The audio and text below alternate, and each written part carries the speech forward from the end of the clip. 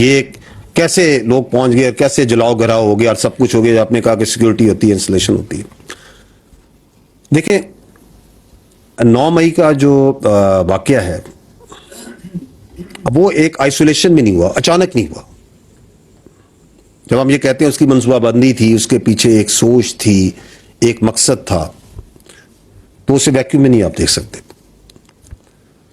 9 मई के वाकये का मकसद यह था कि फौजी तनसीबात जिस तरह का रद्द-ए-अमल वो चाहते थे दिया जाता, फिर तो उनकी साजिश कामयाब हो जाती, उसको नाकाम बनाया। ताहम यह जरूरी था कि जो गैरिजन्स हैं, जो फौजी तनसीबात हैं, GHQ, जिन्ना हाउस वगैरह, इनके जो तकद्दुस की, सिक्योरिटी की जहां पे कोई कमी हुई है या उसको बरकरार नहीं रख सके, उसमें अगर कोई गैर आरादी कोताही या गफलत हुई है तो उसका तयन किया जाए।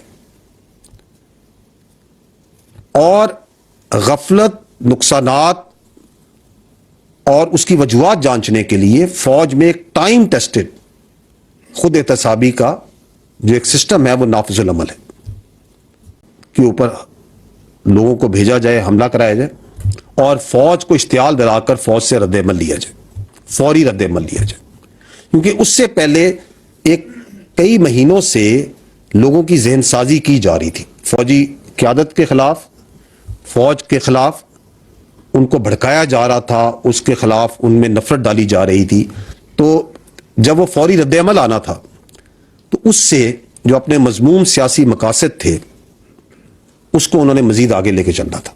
तो ये simply putting that was the objective of 9th मई। और इसको करने के लिए उन्होंने कुछ जगहों पर खवातीन को भी मनसूबाबंदी के तहत ढाल के तौर पे आगे रखा। और यह कोई भी तवक्को नहीं करता था, कोई तवक्को नहीं करता था कि एक सियासी पार्टी अपने ही मुल्क में अपनी ही फौज पे हमलावर हो जाएगी। लेकिन जब यह वाकया हुआ तो फौज ने इस घिनौनी साजिश को नाकाम बनाया।